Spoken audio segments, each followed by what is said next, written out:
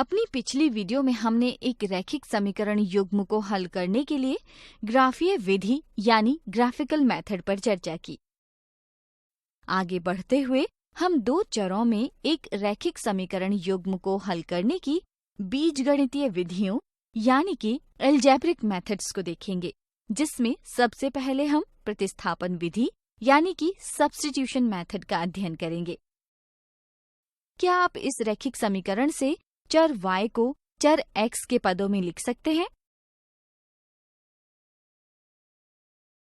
बिल्कुल सही। x के पदों में चर y 9-2 x के बराबर होगा। हमने पिछली वीडियो में गुब्बारों व आइसक्रीम की संख्या ज्ञात करने के लिए राहुल की मदद ग्राफीय विधि से की थी। तो आइए प्रतिस्थापन विधि को समझने के लिए फिर से राहुल द्वारा बनाए गए दो चरों में रैखिक समीकरण युग्म को देखते हैं। प्रतिस्थापन विधि को हम 3 चरणों में विभक्त कर सकते हैं।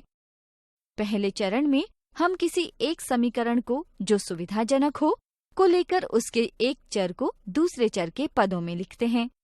जैसे कि यहाँ समीकरण 1 को लेकर चर y का मान चर x के पदों में लिखते हैं, जिसे समीकरण 3 कहा जा सकता है। अगले चरण में y के इस मान को बची हुई समीकरण में प्रतिस्थापित करते हैं, जैसे कि यहाँ समीकरण 3 से चर y के मान को समीकरण 2 में प्रतिस्थापित किया है। ऐसा करने पर हमें एक चर में रैखिक समीकरण प्राप्त होता है, जिसे आगे हल करने पर चर का मान यानी कि x बराबर 7 मिलता है। तीसरे चरण में चरण 2 से प्राप्त मान को समीकरण 3 में प्रतिस्थापित कर दूसरे चर का मान ज्ञात कर लेते हैं। इस प्रकार x के मान को समीकरण 3 में प्रतिस्थापित कर आगे हल करने पर चर y का मान यानी कि y बराबर 12 प्राप्त हो जाता है। अतः x बराबर 7 तथा y बराबर 12 इस समीकरण युग्म का एकमात्र हल है। प्रत्येक समीकरण में x व y के मान रख हल करने पर सत्यापित किया जा सकता है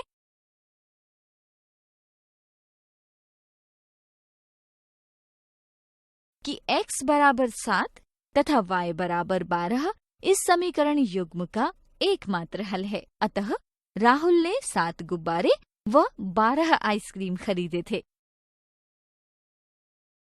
यहाँ हमने रैखिक समीकरण युग्म को हल करने के लिए एक समीकरण को लेकर उसके एक चर के मान को दूसरे चर के पदों में व्यक्त करके दूसरी समीकरण में प्रतिस्थापित किया है। इसलिए इस विधि को प्रतिस्थापन विधि यानी कि सब्स्टिट्यूशन मेथड कहते हैं। आज इस वीडियो में हमने दो चरों में रैखिक समीकरण युग्म को हल करने की प्रतिस्थापन विधि का चरणबद्ध अध्ययन किया। अगली वीडियो में हम प्रतिस्थापन विधि पर आधारित कुछ उदाहरण देखेंगे।